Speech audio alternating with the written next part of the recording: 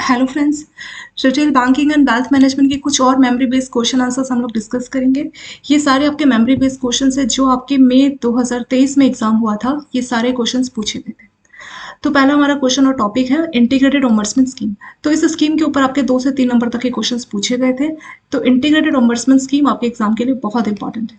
ठीक है, तो इंटीग्रेटेड ऑम्बर्समेंट स्कीम एग्जैक्टली क्या है? तो पहले क्या हुआ करता था कि जो हमारी अलग अलग जैसे 2006 में बैंकों के लिए ओम्बर्समैन आया था। ठीक है, फिर जो एनबीएफसीज है उनके लिए ओम्बर्समैन 2018 में आया था। फिर 2019 में जो डिजिटल ट्रांजेक्शन है उनके लिए ओम्बर्समैन आया था। तो जो लोग हैं जनता, उनको काफी ज्यादा कंफ्यूजन क्रिएट हो रहा था कि कौन से वाले ओम्बर्समैन के पास हमें जाना चाहिए। ठीक है, तो इसीलिए गवर्नमेंट ने क्या किया, तीनों को इंटीग्रेट कर दिया, मतलब तीनों को जोड़ दिया।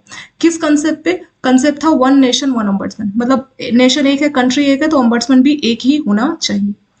तो आम जनता, उनको बहुत ज़्यादा इससे फ़ायदा हुआ। क्यों? क्योंकि पहले वो लोग बहुत कंफ्यूज रहते थे। मान लीजिए उनको रिपोर्ट करना था डिजिटल का यहाँ पे 2019 वाले नंबर से, और वो गलती से यहाँ करते थे, तो अननेसेसरी टाइम वेस्ट वो सब हो जाता था। तो इंटीग्रेट करने से बहुत ज़्यादा जो कन्फ्यूजन क्रिएट हो रहा था उसको दूर कर दिया गया। ठीक है, तो 2021 में इसको लाया गया, तो इसको बोलते हैं इंटीग्रेटेड ऑम्बर्समैन स्कीम 2021। ठीक है, तो आरबीआई ने क्या किया, in November 2021 launch the integrated ombudsman scheme to make the alternate dispute redressal. Ombudsman में एग्जैक्टली क्या होता है? तो 2006 में जो ऑम्बर्समैन आया, या 18 में, या 19 में, तो इसका पर्पस क्या था? इसका वही पर्पस था कि बैंक, अगर कुछ आपको इश्यूज है बैंक से, ठीक है, एनबीएफसी आपका जैसे कोई इंश्योरेंस कंपनी है, कोई इशू है इनसे, तो आप क्या कर सकते हैं? एनबीएफसी यानी नॉन बैंकिंग फाइनेंशियल कंपनी, जैसे इंश्योरेंस कंपनी, ये सब। तो इनसे इशू है, इनको आप कंप्लेन कर रहे हो, ये आपकी नहीं सुन रहे। बहुत बार ऐसे होता है ना कि बैंक कस्टमर का ढंग से रिप्लाई ही नहीं करता है। तो कोई ना कोई तो अल्टरनेट होना चाहिए। जैसे हाई कोर्ट होता है, वैसे सुप्रीम कोर्ट भी होता है ना। तो हाई कोर्ट से कुछ इशू है तो आप सुप्रीम कोर्ट जाके बोल सकते हो। तो ऐसे ही बैंकों से अगर कोई इशू है तो किसको जाके बोलेंगे? तो आरबीआई को बोलेंगे। तो आरबीआई ने इसको स्टैब्लिश किया, जो कि इंटीग्रेटेड ऑम्बर्समैन स्कीम के नाम से इसको बोला जाता है। तो इसमें क्या किया गया, आरबीआई ने नवंबर 2021 में इंटीग्रेटेड ऑम्बर्समैन स्कीम को लागू किया इसने। और इसके लागू होने से क्या हुआ कि जो लोगों को जो डिस्प्यूट रिड्रेसल था, मतलब उनको जो इश्यूज होते थे, उनकी जो कंप्लेन होती थी, उस डिस्प्यूट के सिस्टम को बहुत सिंपल इजी कर दिया गया, और ज्यादा रिस्पॉन्सिव, मतलब कस्टमर को रिस्पॉन्स मिलेगा। ठीक है, तो उसी वजह से ये इंटीग्रेटेड ऑम्बर्समैन स्कीम लाया गया। The integrated ombudsman scheme combine the following 3 schemes. तो ऐसा नहीं कि कोई नया स्कीम है एग्जैक्टली, जो पुरानी 3 स्कीम थी उन तीनों को जोड़ दिया गया। ठीक है, ऐसे समझ लीजिए आपके घर में 3 अलग अलग कमरे हैं। एक कमरा आपका गेस्ट रूम है, एक आपका वैसे ही आपका बेडरूम है, एक रूम आपका ऐसे बच्चों वाला। तो तीनों को आपने जोड़ के एक ही रूम बना दिया। तो सेम वही चीज यहाँ पे हुई है। 2006 का जो ओम्बड्समैन था नॉर्मल बैंकिंग के लिए, फिर 2018 का जो ओम्बड्समैन था NBFC non banking financial company, जैसे इंश्योरेंस कंपनी के लिए। ठीक है, 2019 का जो डिजिटल ट्रांजेक्शन, आजकल ये आपका ऑनलाइन डिजिटल बहुत चल रहा है ना। तो इन तीनों को जोड़ के जो है आपका इंटीग्रेटेड ऑम्बड्समैन स्कीम बनाया गया। तो कई बार 1 नंबर का क्वेश्चन इसको लेके पूछ लेते हैं कि किन 3 स्कीम को जोड़ के बनाया इंटीग्रेटेड। तो ये 3 स्कीम क्या है? 2006 का ऑम्बड्समैन नॉर्मल बैंकिंग का, 2018 का नॉन बैंकिंग फाइनेंशियल कंपनी का, और 2019 का डिजिटल का। तो तीनों को जोड़ के इंटीग्रेटेड ऑम्बड्समैन स्कीम बनाया गया। तो इससे फायदा क्या हुआ? स्विफ्ट मतलब जल्दी, इफेक्टिव असरदार और इफिशिएंट कंप्लेंट रिड्रेसल मैकेनिज्म बनेगा। ठीक है, और कौन किस किस बैंकों पे लागू होता है? सभी पे लागू होता है। जैसे नॉर्मल बैंक है, आपके आपके रेगुलेटेड एंटिटीज है, नॉन बैंकिंग फाइनेंशियल, तो सभी बैंकों पे ये जो है स्कीम लागू होती है। तो क्या डायरेक्ट, जैसे मान लीजिए कस्टमर को कोई प्रॉब्लम हुआ आज, तो क्या वो सीधे इम्बर्समैन के पास जा सकता है? नहीं, उसको पहले 30 दिन का वेट करना होता है, 1 महीने का। ठीक है, so as per RBI guidelines, if any complain launch by the borrower is not resolve by regulated entity, regulated entity में आपके बैंक्स आ जाएंगे, ठीक है, एनबीएफसी, वो सब आ जाएगा। तो अगर आपकी कंप्लेन को रिजॉल्व नहीं किया गया आपके बैंक या रेगुलेटेड एंटिटी के द्वारा with in time period of 30 days, 30 दिन के अंदर, he or she can lodge a complaint under RBI integrated ombudsman scheme. तो आप क्या कर सकते हैं, आरबीआई का जो इंटीग्रेटेड ऑम्बड्समैन स्कीम है उसके तहत आप कंप्लेंट लॉन्च कर सकते हैं। तो इसमें जो आपका अवार्ड है वो कौन देता है?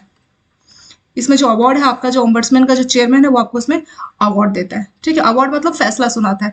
तो 20 लाख तक का ये फैसला सुना सकते हैं।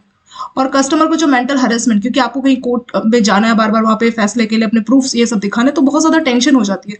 तो अगर कस्टमर की साइड से कोई गलती नहीं है, उसको मेंटल हेरेसमेंट के लिए 1 लाख रुपए और दिया जाएगा। ठीक है, तो 20 लाख प्लस 1 लाख, तो टोटल यहाँ पे 21 लाख इसमें हो जाएगा। ठीक है, तो जो मैक्सिमम जो फैसला आपका सुना सकता है ऑम्बड्समैन का चेयरमैन, वो 20 लाख तक का फैसला सुना सकता है। ठीक है, और 1 लाख रुपए अलग से मेंटल हेरेसमेंट के लिए। नेक्स्ट क्वेश्चन है what is strategic business unit. ये क्वेश्चन में आपका पूछा गया था। तो स्ट्रेटेजिक बिजनेस यूनिट एक्जैक्टली क्या होता है? जैसे कोई एग्जांपल ले लेते हैं, मान लीजिए एक कंपनी है एलजी कंपनी। ठीक है, तो एलजी कंपनी क्या करती है? एसी बनाती है। ठीक है, ऐसी आपका वॉशिंग मशीन बनाती है।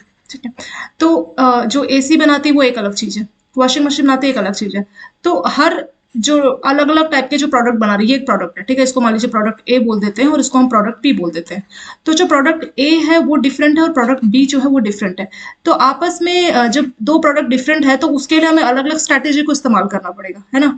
अब जैसे दो बच्चे, एक का माइंड बहुत ज्यादा खेल में अच्छा लगता है तो उसके लिए स्ट्रैटेजी आप अलग बनाओगे, उसके लिए खेल कूद और उसको अलग अलग जो है आप अलग अलग उसकी क्लासेस दोगे ताकि अपनी इस खेल वाली स्किल्स को इंप्रूव कर सके। एक बच्चे का पढ़ाई में बहुत ज्यादा ध्यान है पर खेल खेल में इंटरेस्ट नहीं है, तो उसको आप अलग तरह से जो है करोगे ट्रीट, उसको अलग अलग टिश्यूज ऐसे लगाओगे। तो सेम ऐसे कंपनी सेम है पर उसके अलग अलग प्रोडक्ट है, तो उसके लिए स्ट्रैटेजी, बजट। अब एसी है तो नॉर्मल सी बात है, एसी आपके एलजी के मालूम है 40,000 38,000, तो इसके लिए आपको बजट भी थोड़ा ज्यादा रखना पड़ेगा। वॉशिंग मशीन थोड़े से सस्ते 15-16,000, तो उसके लिए बजट कम रखना पड़ेगा, इसकी स्ट्रैटेजी डिफरेंट होगी।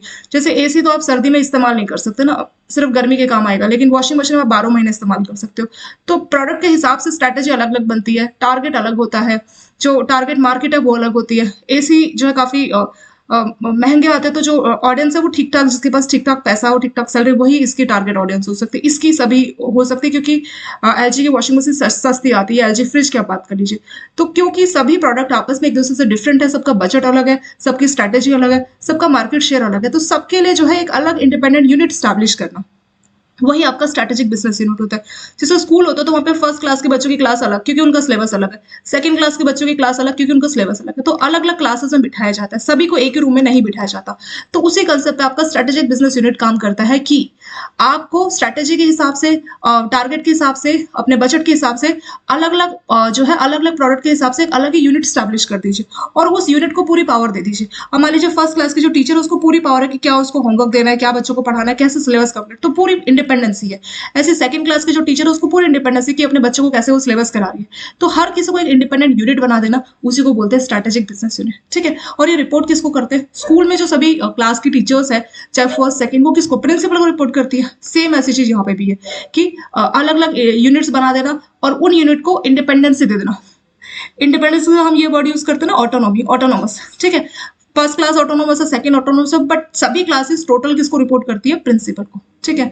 तो वही हमारा स्ट्रैटेजिक बिजनेस यूनिट हो जाएगा। एलजी की एसी वाली जो कंपनी है वो एक अलग हो गई, जो कि प्रोडक्ट एसी बना रही है। ऐसी वॉशिंग मशीन वाली एक अलग इंडिपेंडेंट यूनिट हो गई, जो कि आपका वॉशिंग मशीन बना रही है। तो सबको इंडिपेंडेंट यूनिट बना देना और वो इंडिपेंडेंट या ऑटोनोमस यूनिट एक बड़े यूनिट को, जो कि आपका हेड ऑफिस हो सकता है, उसको वो रिपोर्ट करती है, वही हमारा एसपीयू, ठीक है। और ज्यादातर ये कब होता है? छोटी मोटी जो कंपनी जो एक ही प्रोडक्ट बना रही है तो उनके ऊपर ये लागू नहीं होता, खासतौर के ऐसी कंपनीज जो अलग अलग टाइप के प्रोडक्ट बन, जैसे मैंने आपको एलजी का एग्जांपल दिया, तो ऐसी कंपनीज जो बहुत बड़ी है, जिसका मार्केट बहुत बड़ा है और जो अलग अलग टाइप के प्रोडक्ट बना रही है, तो उनके लिए ये बेस्ट होता है। जैसे मैंने आपको एलजी का यहाँ पे एग्जाम्पल दिया, ठीक है। तो वही आपका एसबीयू, उसी चीज को उन्होंने लिखा है कि SBU approach aims at dividing the business on lines of strategic business. तो इसमें आपके बिजनेस को डिवाइड किया जा रहा है, जैसे एसी बिजनेस अलग, वॉशिंग मशीन अलग। एसबीआई ऑटोनोमस डिवीजन, तो हर किसी को मैंने बोला ना इंडिपेंडेंट बना दिया, इंडिपेंडेंट को आप ऑटोनोमस भी बोल सकते हैं। तो एसबीयू यूनिट सब इंडिपेंडेंट है। जैसे मैंने बोला एलजी का जो एसी वो एक अलग है, वो इंडिपेंडेंट है, उसका जो चेयरमैन है उस यूनिट का, वो मान लीजिए सीधे हेड ऑफिस में रिपोर्ट कर रहा है। ऐसी वॉशिंग मशीन का अलग है। तो इसमें सारी यूनिट इंडिपेंडेंट होकर काम करती है, small enough to be flexible. तो उससे क्या फायदा? काफी फ्लेक्सिबिलिटी आ जाती है, कुछ भी डिसीजन लेना है तो बहुत आसानी से हो जाता है। And large enough to take control, तो इतनी छोटी होती है कि आसानी से फ्लेक्सिबल है, उसको चेंज कर सकते हैं। प्लस इतनी बड़ी होती है कि वो आसानी से अपने फैक्टर्स को कंट्रोल कर सकती है, ठीक है। So SBU can be defined as profit centre which focus on product offering and market. तो जो आपकी स्ट्रैटेजिक बिजनेस यूनिट है, ये क्या होती है? आपकी प्रॉफिट सेंटर, मतलब यहाँ पे आप अपना अलग अलग प्रॉफिट अपना अर्न कर रहे हैं और ये अपना अलग अलग जो प्रोडक्ट है वो ऑफर कर रहे हैं अपनी मार्केट को। SBU can B business unit of large corporation, तो ये एसबीयू क्या है? बड़ी कॉर्पोरेशन की यूनिट हो सकती है। जैसे एलजी एक ब्रांड है ना, तो ये एसी उसकी एक एसबीयू हो गई, या वॉशिंग मशीन वाली यूनिट एक एसबीयू होगी। इट कैन बी बिजनेस, तो ये अपनी बड़े बिजनेस का पार्ट हो सकती है, खुद में भी एक बिजनेस हो सकती है। As per research study on models follow by 10 banks, तो 10 बैंकों पे एक स्टडी किया गया और फिर उसमें देखा गया कि जिस 10 बैंकों में स्टडी किया ना, तो उस बैंकों में जो था आपके प्राइवेट बैंक, फॉरेन बैंक, सभी तरीके के बैंकों पे ये रिसर्च की गई, ठीक है। और रिसर्च में क्या पाया गया कि जो आपके बैंक्स है, एसबीयू अप्रोच जो है is adopted by 1 out of top 5 public sector bank in Mumbai. तो 5 में से जो एक बैंक है वो एसबीयू के अप्रोच को इस्तेमाल कर रहा है, ठीक है, तो ऐसा पाया गया। And their business model is alignment with private sector and foreign bank, और उनका बिजनेस मॉडल प्राइवेट और फॉरेन बैंक की तरह ही लागू होता है। ये किसकी बात हो रही है? पब्लिक की, कि 5 में से एक पब्लिक सेक्टर एसबीयू को फॉलो करता है, एसबीयू मॉडल को, प्लस उनका जो बिजनेस मॉडल है वो प्राइवेट और फॉरेन बैंक के जैसा ही है। फिर यहाँ पे ये एसबीयू की डेफिनेशन मैंने गूगल से सीधी देखी, जो आपको समझने के लिए बहुत ईजी है। इसमें क्या होता है, एसबीयू एक इंडिपेंडेंट एंटिटी है जो अपने हिसाब से काम करती है। ऑल्दो इट ऑपरेट इंडिपेंडेंटली, ये इंडिपेंडेंट होकर काम कर रही है। It has to report directly to organisation head office.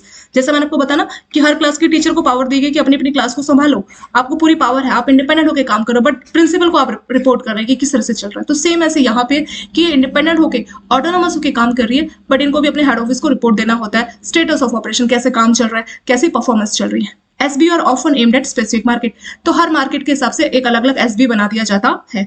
जैसे एलजी की मैंने एसी बताया था, वो एक मार्केट है, या एलजी फ्रिज बताया, वो एक अलग मार्केट। तो ये अपने अपने मार्केट पे, स्पेसिफिक मार्केट पे फोकस करती है। ठीक है, द स्ट्रक्चर वर्क्स, तो ये जो एसबी का स्ट्रक्चर है, ये ऐसी ऑर्गेनाइजेशन के लिए ज्यादा अच्छा होता है जिसके अलग अलग प्रोडक्ट होते हैं। एग्जाम्पल जैसे एलजी का उन्होंने दिया है, ठीक है, प्रॉक्टर्स एंड गैम्बल, तो फॉरन मैन्युफैक्चर मैनी, तो ये क्या कर रही है कि अलग अलग प्रोडक्ट बना रही है, फ्रिज बना रही है, टीवी, एयर कंडीशन, इस तरह से। These are made by different small independent business unit, तो फ्रिज एक अलग यूनिट बना रहा है, टेलीविजन अलग, एयर कंडीशन अलग यूनिट। तो इससे क्या हो रहा है, कॉस्ट, ट्रैक, इनकम, प्रॉफिट को आप इंडिपेंडेंट होकर कैलकुलेट कर सकते हो। अगर मान लीजिए सबको नहीं जोड़ा गया, सबके प्रॉफिट को अलग नहीं रखा गया, तो मान लीजिए आपका जो एसी है वो अच्छा परफॉर्म कर रहा है, लेकिन फ्रिज वाला जो एलजी फ्रिज है वो अच्छा परफॉर्म नहीं कर रहा। अगर पूरा एक हो जाए, सबके प्रॉफिट को जोड़ दिया जाए, तो हम कभी समझ ही नहीं पाएंगे कि एसी वाली जो यूनिट है वो प्रॉफिट मेकिंग और फ्रिज वाली लॉस मेकिंग है। तो कोई भी कंपनी, उसको समझना होता है, खासतौर की बड़ी कंपनी को, कि वो ऑर्गेनाइजेशन कैसा रन कर रही है। ठीक है, तो इसलिए उसको हर किसी को सेपरेट करना होता है, ताकि पता लगाया जा सके कि उनकी कॉस्ट, मतलब खर्चा कितना लग रहा है, कितनी इनकम हो रही है, कितना प्रॉफिट हो रहा है। ठीक है, और ये जो है एक प्रॉफिट सेंटर के तौर पे काम करती है, और उनको जो है कॉर्पोरेट ऑफिस से जो है सीधे ही कंट्रोल किया जाता है। एक डायग्राम भी यहाँ पे दे रखा है। पेरेंट है आपका होल्डिंग कंपनी, यानी आपका कॉर्पोरेट ऑफिस, आपका हेड ऑफिस मान लीजिए। ठीक है, तो इसने इसको एलजी का ही मान लेते हैं, इसने 3 अलग अलग बनाई है। मान लीजिए ये है एलजी एसी का, दूसरा आपका एलजी फ्रिज हो गया, और तीसरा मान लीजिए एलजी वॉशिंग मशीन हो गया। ठीक है, तो देखिए यहाँ पे रिसर्च एंड डेवलपमेंट अलग चल रही है, logistic, production, sales, marketing, finance सब अलग हो रहा है। ठीक है, इसका हिसाब किताब बिल्कुल अलग है। लेकिन ये जो एसबीयू 1 है, ये सीधे पेरेंट को रिपोर्ट कर रही है। ऐसी एसबीयू 2 बन गई एलजी फ्रिज की, तो फ्रिज वाले में R&D अलग चल रहा है, लॉजिस्टिक होता है चीजों को यहाँ से वहाँ लेके जाना। ठीक है, प्रोडक्शन, प्रोड्यूस करना, सेल्स करना, मार्केटिंग करना, फाइनेंस, ठीक है, जैसे लोन लेना, ये सब। तो ये सारा इसका अलग हिसाब किताब चल रहा है, पर ये भी अपने पेरेंट यानी होल्डिंग कंपनी यानी हेड ऑफिस को रिपोर्ट कर रहा है। ऐसे एक एसबीयू 3 बन गई। इसमें आपका एलजी वॉशिंग मशीन हो गया, या एलजी टीवी ले लीजिए, तो उसमें R&D, लॉजिस्टिक, प्रोडक्शन, सेल सब हो रहा है, बट इसका अलग हिसाब किताब चल रहा है। ठीक है, तो इस तरह से एसबीयू स्ट्रेटेजिक बिजनेस यूनिट काम करती है। तो एग्जाम्पल से भी अब आप समझ गए। आई होप आपका जो डाउट था एसबीयू क्या होता है, कैसे काम करता है, ये पूरा क्लियर हो गया होगा। तो एसबीयू के ऊपर आपका क्वेश्चन पूछा गया था मई 2023 में। सरफासी एक्ट भी आपका काफी ज्यादा इंपॉर्टेंट है। सरफासी वाला जो चैप्टर है आपको बिल्कुल देख के जाना चाहिए, उसके ऊपर पूरी की पूरी वीडियो है, तो वो भी काफी इंपॉर्टेंट है। तो सरफासी के ऊपर भी आपके क्वेश्चंस पूछे गए थे। तो एक क्वेश्चन है, what is condition for SARFAESI act, तो क्या सरफासी एक्ट हर जगह लगा सकते हैं? तो सरफासी में क्या होता है कि ये 2002 में एक्ट आया था, तो इस एक्ट के थ्रू बैंकों को क्या पावर मिलती है कि वो कस्टमर को नोटिस भेज सकता है, और सरफासी नोटिस के बाद जो चीज कस्टमर के यूज में है, जैसे कस्टमर घर यूज कर रहा है, कार, तो उसको बैंक अपनी कस्टडी में ले सकते हैं नोटिस के बाद। ठीक है, तो नोटिस का नाम है सरफासी नोटिस। तो इसमें बोल रहा है कि क्या बैंक हर जगह हर कस्टमर पे सरफासी लगा सकता है, तो उसी की बात हो रही है। What is condition for SARFAESI act to be initiated, अगर बैंक चाहता है कि वो सरफासी लगाए तो क्या क्या कंडीशंस होनी चाहिए? SARFAESI can be initiated if loan accounts follow the following conditions, अगर आपका जो लोन अकाउंट है वो ये सारी कंडीशंस को सेटिस्फाई करता है, तभी बैंक जो है सरफासी लगा सकता है। तो पहला, loan must be classified NPA back by security, तो आपका जो लोन है वो एनपीए होना चाहिए, कोई ना कोई सिक्योरिटी जरूर होनी चाहिए, क्योंकि सरफासी में आप क्या कर रहे हैं, वो जो सिक्योरिटी, जैसे घर है वो सिक्योरिटी, तो वो कस्टमर की कस्टडी से अपनी कस्टडी में ले रहे हैं। अब जैसे मान लीजिए एजुकेशन लोन है, ईटीएल, वहां पे तो कोई सिक्योरिटीज नहीं है छोटे अमाउंट का, तो एजुकेशन लोन में कोई सिक्योरिटी नहीं, तो वहां पे आपको सरफासी लगाने का कोई भी जरूरत नहीं है। ठीक है, तो पहली चीज है अकाउंट एनपी होना चाहिए और कोई ना कोई सिक्योरिटी होनी चाहिए। Second, outstanding in the account including the interest accrued applied should be more than 1 lakh, तो जो आउटस्टैंडिंग बचा, आउटस्टैंडिंग मतलब जो लोन का अमाउंट कस्टमर को पे करना है। एग्जाम्पल, कस्टमर ने मान लीजिए 10 लाख का हाउसिंग लोन लिया, अब उसका जो बैलेंस बचा है जो उसको पे करना है वो है 1 लाख। मतलब अगर वो 1 लाख पे करेगा तो उसका लोन क्लोज हो जाएगा, ठीक है, तो उसी को हम लोग आउटस्टैंडिंग बोलते हैं। तो आउटस्टैंडिंग कम से कम 1 लाख का होना चाहिए। अगर किसी का मान लीजिए 50,000 का है तो इसके लिए आप सरफासी नहीं लगा सकते। बट इसके पीछे लॉजिक क्या है? लॉजिक सिंपल है, मतलब ऐसा माना जाता है, मान लीजिए आपसे कस्टमर ने 10 लाख या 20 लाख का घर लिया एग्जाम्पल, ठीक है, तो 20 लाख का अगर घर लिया है और लोन लेके आपसे, उसमें से उसने मान लीजिए 19 लाख पे कर दिया, सिर्फ मान लीजिए 1 ही लाख बचा है, ठीक है, 1 ही लाख बचा है, तो सिर्फ 1 लाख के लिए वो घर आप अपनी कस्टडी में लेके आप बेच क्यों देंगे? तो मतलब इथिकली थोड़ा सा सोचा जाता है, इसी वजह से ये 1 लाख का लिमिट लगा है। इसका मतलब अगर कस्टमर ने 90% 95% पे कर दिया लोन, सिर्फ 5% या 8% लोन बचा है, ठीक है, तो उतने छोटे अमाउंट के लिए जो है यहाँ पे देखा जाए तो 20% रहता है एक्चुअली, ठीक है, तो इतना छोटा अमाउंट अगर आपका बचा है तो उतने छोटे अमाउंट के लिए आप ऐसे घर को अपनी कस्टडी में लेके नहीं बेच सकते, क्योंकि बैंक क्यों उसके घर को अपनी कस्टडी में ले रहा है? ताकि उसको बेच के अपने लोन की रिकवरी कर सके। तो इसीलिए ये 1 लाख का लिमिट लगा है कि अगर कस्टमर ने इतना सारा पैसा पे कर दे तो 1 लाख के लिए आप सरफासी मत लगाओ, ठीक है, ऐसा इसमें बोला। तीसरी, outstanding due should be 20% and above principal and interest. तो आपका प्रिंसिपल और इंटरेस्ट का जो ड्यू बनता है वो आपका 20% इससे ज्यादा होना चाहिए। इसका मतलब अगर आपने मान लीजिए 100 रुपए का लोन लिया है तो जो आपका प्रिंसिपल और इंटरेस्ट का ड्यू है कम से कम 20 रुपए से ज्यादा होना चाहिए। तो दो कंडीशन है, एक तो 1 लाख होना चाहिए उससे ज्यादा, और दूसरा है 20% या उससे ज्यादा होना चाहिए। अगला, secured asset should not be agriculture. तो एक और बात है कि अगर आपकी जो जमीन है वो एग्रीकल्चर लैंड है तो उस पर आप कभी भी सरफासी नहीं लगा सकते, ठीक है, ये बिल्कुल याद करने वाला पॉइंट है कि जो सरफासी नोटिस है आप एग्रीकल्चर लैंड को अपनी कस्टडी में लेने के लिए नहीं भेज सकते। पर ऐसा क्यों है? वो इसलिए क्योंकि एग्रीकल्चर में आप खाना पीना ये सब चीजें उगाते हैं, अगर उसको बैंक ने कस्टडी में ले लिया तो एग्रीकल्चर को खतरा हो सकता है, तो इसी वजह से इसको ऐसा किया गया। एक और पॉइंट है, document should be enforce and unexpired. तो जो डॉक्यूमेंट्स है उसका जो डेट है वो कम से कम 6 महीने बचा होना चाहिए। जैसे डॉक्यूमेंट्स का भी एक टाइम लिमिट होता है ना, जैसे आप कोई खाने की चीज ला रहे हैं तो उसका टाइम लिमिट है 1 साल तक आप यूज कीजिए इसको, ठीक है, तो जो आपके डॉक्यूमेंट्स है उसमें उसको एक्सपायर होने में आपके डॉक्यूमेंट्स का जो अनएक्सपायर्ड पीरियड है कम से कम 6 महीना बचा होना चाहिए, ठीक है, तो जब भी आप नोटिस भेज रहे हैं तो आपका जो टाइम बचा है डॉक्यूमेंट को एक्सपायर होने का तो वो टाइम कम से कम 6 मंथ होना चाहिए। तब अगर आप ये सारी कंडीशन को सेटिस्फाई करते हैं तभी आप सरफासी नोटिस भेज सकते हैं। दो कंडीशंस और है, in case of multiple lender, जिसको हम लोग कंसोर्टियम बोलते हैं। कंसोर्टियम में क्या होता है कि 2-4 बैंक मिलकर एक बड़े अमाउंट का लोन कस्टमर को देते हैं। तो अगर कंसोर्टियम लोन है, ensure lenders having minimum of 60% of due outstanding. तो अगर 100 रुपए का लोन लिया तो उनका ड्यू कम से कम 60% होना चाहिए, ठीक है, तो तभी आप सरफासी नोटिस भेज सकते हैं, ठीक है, तो ये कुछ इसमें कुछ कंडीशंस यहाँ पे बोली गई। Once the account is classified as NPA, the act empower the secured creditor, मतलब बैंकों की बात हो रहा है, to issue demand notice under section 13(2) to defaulting borrower. तो इसमें क्या होता है कि बैंक कस्टमर को, अगर ये सारी कंडीशन सेटिस्फाई होती है तो बैंक कस्टमर को 13(2) नोटिस भेजता है और बोरोवर को बोलता है कि जो भी ड्यू है उसको 60 डेज के अंदर पे कर दीजिए। तो यहाँ पे भी टाइम की बात की है कि 13(2) के तहत कस्टमर को कितने दिन में पेमेंट करनी रहती है, तो वो आंसर कितना है 60। सो 60 डेज का टाइम रहता है। अगर कस्टमर कोई कंप्लेन मतलब कस्टमर को कोई डाउट है तो बैंकों को उसको 15 दिन के अंदर जो है रिप्लाई करना। जैसे कस्टमर को आपने 13(2) में लिखा कि इतना आउटस्टैंडिंग पे कीजिए एग्जाम्पल, तो कस्टमर को डाउट है कि इतना ज्यादा कैसे आउटस्टैंडिंग है मेरा, कुछ डाउट है कुछ भी है, तो आपको 15 दिन के अंदर उसके डाउट का रिप्लाई करना रहता है। तो यही जो है आपका कंडीशंस है कि किस किस पे आपका सरफासी एक्ट जो है एप्लीकेबल रहेगा। तो बिल्कुल याद करके जाना है कि जो आपका अकाउंट है वो एनपीए होना चाहिए, कोई ना कोई सिक्योरिटी जरूर होनी चाहिए, और जो है 1 लाख से ज्यादा का आउटस्टैंडिंग होनी चाहिए, और जो आउटस्टैंडिंग ड्यू है आपका जो प्रिंसिपल इंटरेस्ट है वो 20% ज्यादा का होना चाहिए, और आपका एग्रीकल्चर लैंड पे एप्लीकेबल नहीं होता, और मतलब जो है आपका जो कोई डॉक्यूमेंट है तो उसका अनएक्सपायर्ड जो पीरियड है वो 6 महीने का कम से कम इसमें होना चाहिए। और जो है आपका अगर कोई कंसोर्टियम लोन के थ्रू सरफासी के तहत अगर कोई लोन दिया गया है, सॉरी कंसोर्टियम लोन मतलब मिलजुल के अगर 2-4 बैंकों ने मिलके लोन दिया है तो आपका आउटस्टैंडिंग कम से कम 60% जरूर होना चाहिए। और अगर एक बार आपका अकाउंट एनपीए हो गया तो सरफासी नोटिस आप भेज सकते हो। 13(2) आपका पहला नोटिस होता है, और उसमें क्या होता है कि आपको 60 दिन का टाइम दिया जाता है कस्टमर को कि 60 डेज के अंदर पे कर दो। अगर वो नहीं पे करेगा, अगर कोई डाउट है तो फिर बैंक क्या करता है 15 डेज का टाइम के अंदर उसके डाउट को क्लियर करता है। और एक और क्वेश्चन आपका इसी के ऊपर, what is the manner in which authorise officers shall take positions और कॉज पोजीशंस ऑफ मॉर्गेज। तो जो इमूवेबल प्रॉपर्टी है जिसमें बैंक का ऑफिसर्स जो है पोजीशन ले रहा है उसको, मतलब अपनी बैंक की कस्टडी में ले रहा है, तो क्या क्या उसके लिए चीजें क्या क्या करना चाहिए उसको, ठीक है। So authorise officer take positions और cause position of mortgage immovable properties has to be, तो इस तरीके से करना चाहिए। By delivering position notice to the mortgage, तो उसको एक नोटिस देना चाहिए चाहे बोरोवर हो या गारंटर कि हम इसको पोजीशन में लेंगे, जैसे 13(2) या 13(4) नोटिस। सेकेंड है bye fixing the position notice on outer door और सच प्लेस ऑफ प्रॉपर्टी, जो प्रॉपर्टी है उसके बाहर आपको मेंशन करना पड़ेगा, वहां पे पेस्ट कर सकते हो उधर दीवार में कि बैंकों ने अपना नोटिस उसको भेजा है। With in 7 days of taking possession, bank ने उस प्रॉपर्टी को अपने पोजेशन में ले लिया तो उसके 7 दिनों के अंदर अंदर the possession notice should be publish in 2 leading newspaper. तो जो आपका जो नोटिस है पोजेशन की हम अपनी कस्टडी में ले चुके हैं तो उसके 7 दिनों के अंदर, तो ये क्वेश्चन था कि कितने टाइम के अंदर हमें न्यूज़पेपर में उसको छपवाना होता है, ये क्वेश्चन पूछा गया था। तो आंसर कितना था? 7 दिन। ठीक है, तो बैंकों के पास सिर्फ 7 दिन का टाइम होता है कि अपने पोजेशन में लेने के बाद 7 दिन के अंदर अंदर आपको 2 न्यूज़पेपर में बात छपवानी होती है। और कौन कौन सा न्यूज़पेपर? एक तो आपका उस एरिया में जो लोकेट होता है ना, 2 न्यूज़पेपर जो उस एरिया में होते हैं, जैसे एक हिंदी में हो गया या कुछ लोकल लैंग्वेज में हो गया, तो उस लैंग्वेज में आपको 2 वर्नाकुलर, वर्नाकुलर मतलब जिस लैंग्वेज को सभी लोग समझते हैं, तो ऐसी 2 लैंग्वेज में आपको उस एरिया में वो न्यूज़पेपर में उसको छपवाना चाहिए। तो आंसर कितना है? 7 days।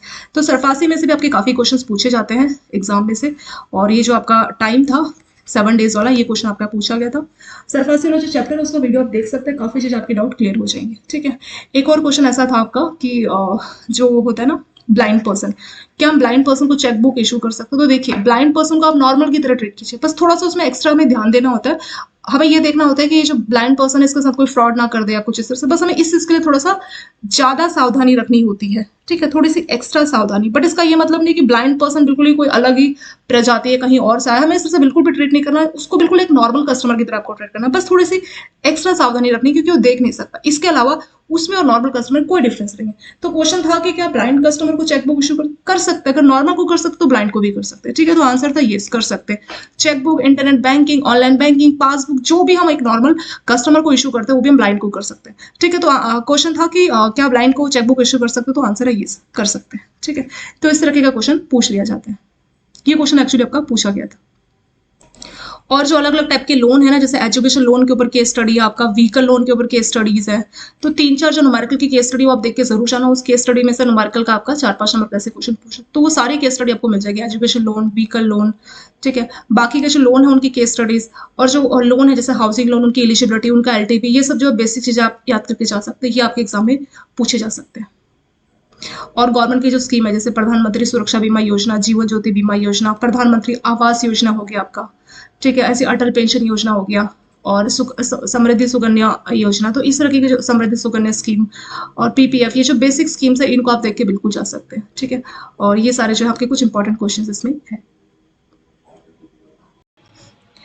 एक क्वेश्चन प्रधानमंत्री आवास योजना को लेके भी पूछा जाता है, ये टॉपिक भी आपका काफी इंपॉर्टेंट है कि ग्रामीण को लेके क्या स्कीम है। ठीक है, तो ये 1 अप्रैल 2016 में लॉन्च किया था। तो जैसे आपकी प्रधानमंत्री आवास योजना थी ना, ये सबके लिए थी, लेकिन जो ग्रामीण है ये स्पेशली गांव में जो लोग रह रहे हैं, जिनके पास पक्का मकान नहीं है, जो इधर उधर कच्चे मकान में रह रहे हैं, तो उनको घर बनाने के लिए ये जो है स्कीम को लॉन्च किया गया था। ठीक है, और ये ministry of housing and urban affairs जो मिनिस्ट्री है उसने मिनिस्ट्री ऑफ रूरल डेवलपमेंट के साथ जो है इसको शुरू किया था। तो उसका मेन पर्पस क्या है? प्रधानमंत्री आवास योजना ग्रामीण का पर्पस है कि लोगों को पक्का हाउस दिया जाए, जिसमें बेसिक सुविधाएं लोगों के लिए अवेलेबल कराई जाए। तो ये किसको एड्रेस करता है, मतलब किसके लिए? प्रधानमंत्री आवास योजना जो ग्रामीण है, it address rural housing shortage and bridge the housing. तो जो गांव में जो लोग हैं जिनके पास सही पक्के घरों की कमी है, तो उनके लिए था। तो गवर्नमेंट का मिशन है हाउसिंग फॉर ऑल, सबके लिए, चाहे गांव में शहर, सबके लिए हाउसिंग लोन हो। तो इसी वजह से ये जो है आपकी प्रधानमंत्री आवास योजना ग्रामीण को लॉन्च किया। The minimum size of house under प्रधानमंत्री Awas Yojana is 25 square metre. तो इसमें घर का जो साइज है वो कम से कम 25 स्क्वायर मीटर बिल्कुल ही होना चाहिए। ठीक है, और खाने के लिए ठीक ठाक एरिया इसमें होना चाहिए।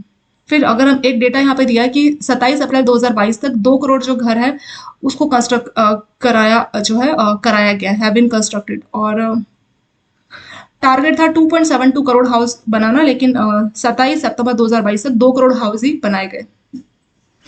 और फिर ये जो आपकी पहले 2022 तक की थी, फिर इसको बाद में 2 साल और एक्सटेंड कर दिया, अभी मार्च 2024 तक है, ताकि लोगों को ज्यादा बेनिफिट इसमें दिया जाए। फिर यहाँ पे वही है कि प्रधानमंत्री आवास योजना जो ग्रामीण है उसका पर्पस है कि लोगों, इसमें जो एम ऑब्जेक्टिव की बात की जा रही है, इसका पर्पस है लोगों को पक्का हाउस देना, ताकि वहां पर उनको बेसिक सुविधाएं उस पर मिले। और 2024 तक ये जो है आपकी स्कीम को लाया गया है। The immediate objective is to cover 1 crore house in the rural area that house. तो जो लोग गांव में रह रहे हैं, तो उसका जो था कि 1 करोड़ हाउस बनवाने शुरुआत में था ये। ठीक है, 2016 से 17, 16-17 से 18-19, फिर धीरे धीरे टारगेट और बढ़ाते गए। ठीक है, बेनिफिट क्या है? तो क्या क्या बेनिफिट्स दिए जाते हैं लोगों को? तो देखिए, उनको फाइनेंशियली असिस्टेंस दी जाती है पर यूनिट, मतलब अगर प्लेन एरिया में तो 1,20,000, अगर हिली एरिया में तो 1,30,000, तो इतने रुपए दिए जाते हैं घर के लिए। और उसके साथ उनको जो है लोन भी अवेलेबल कराया जाता है, 70,000 रुपए तक का लोन। ठीक है, 3% इंटरेस्ट रेट के साथ, ताकि वो उस पैसों से अपना घर बना सके, पक्का हाउस बना सके। और the maximum principal amount for which, तो जो सब्सिडी है उसके लिए जो प्रिंसिपल अमाउंट है मैक्सिमम वो है 2 लाख। तो 2 लाख रुपए तक का अगर आपने लोन लिया है तभी जो है गवर्नमेंट इसमें आपको सब्सिडी देती है। तो देखा जाए 2 लाख रुपए से कितना ही कुछ हो सकता है, बट गांव में एक थोड़ा पक्का मकान इतना तो बन सकता है कि उसमें थोड़ा बहुत लोग रह सके, उनकी कंडीशन थोड़ी सी इंप्रूव हो सके।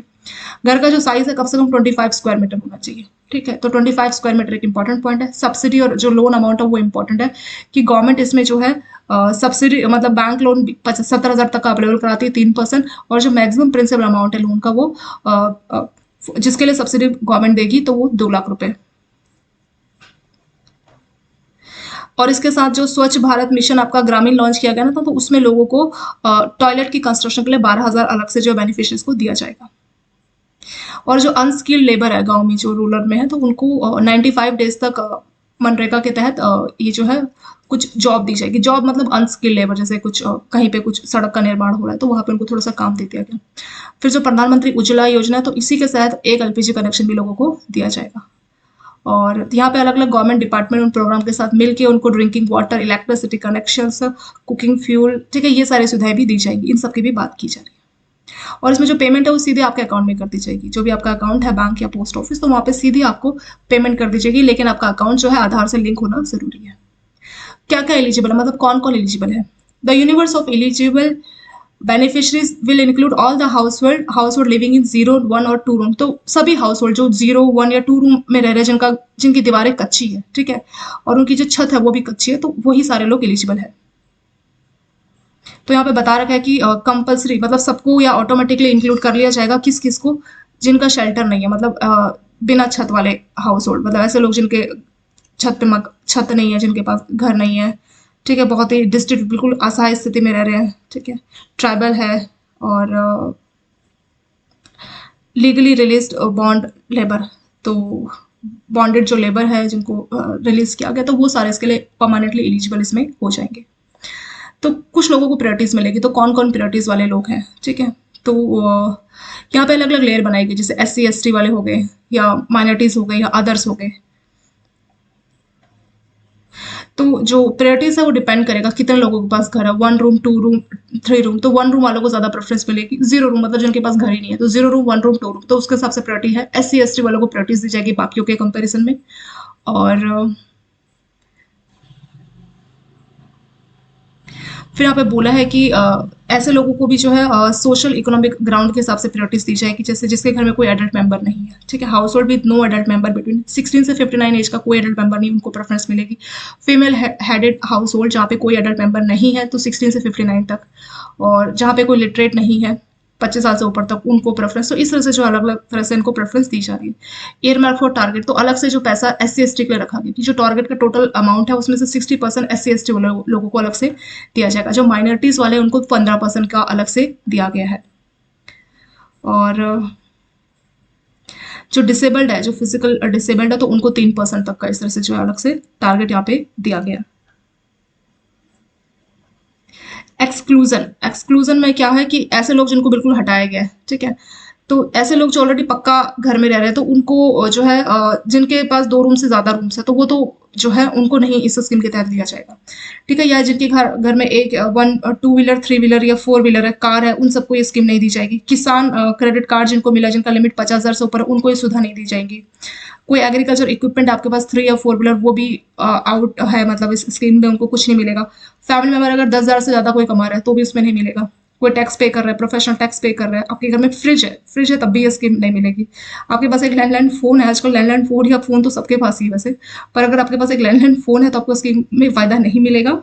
और अगर आपके पास 2.5 एकड़ की जमीन है और आपके पास एक इरिगेशन इक्विपमेंट है, इरिगेशन मतलब जैसे सिंचाई होती है ना कोई इस तरह का, तब भी आपको सुविधा नहीं मिलेगी। और ठीक है, तो अलग अलग यहाँ पे चीजें इन्होंने बोल रखी है। चलिए एप्लीकेशन प्रोसेस बताया, तो ये भी एक टॉपिक है जो कि पूछा गया था, तो इसलिए मैंने इसको साइड से सीधे यहाँ पे करा दिया। इसके साथ जो आपके रिटेल बैंकिंग के मेमोरी बेस्ड क्वेश्चन है यहाँ पे आपके कंप्लीट हो गए हैं। और वीडियो अगर आपको अच्छी लगी तो लाइक, सब्सक्राइब, शेयर जरूर करें। Thank you so much for watching this video.